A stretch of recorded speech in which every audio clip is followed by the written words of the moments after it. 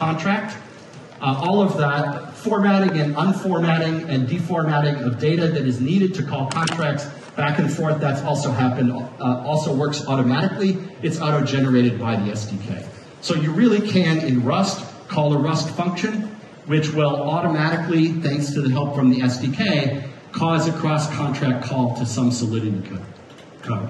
What about other programming languages? You want to add a new programming language support to Stylus? That's pretty easy. One of our developers one day decided that he wanted to add support for Zig, his favorite emerging systems programming language, and took him a part of a day, and he ended up adding 16 lines of code to the repo to do this. So adding new programming languages, bringing them in, is really easy. Almost any language which doesn't have a large runtime and which can compile to WASM, which really in practice means can compile at all, you can use with Stylus.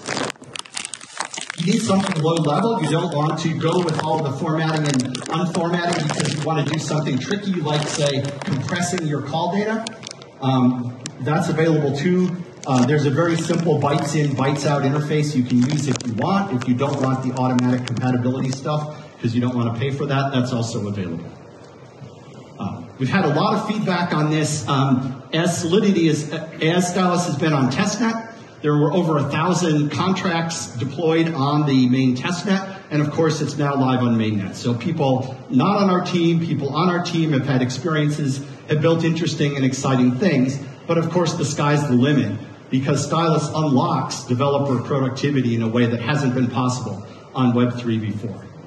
If you want to know more, here's the URL. It's live now. You can build, you can deploy on mainnet, on testnet. If you have an Arbitrum app chain, you can deploy Stylus there today. So I urge you all, invite you all to use Stylus, do more with Stylus. Thank you.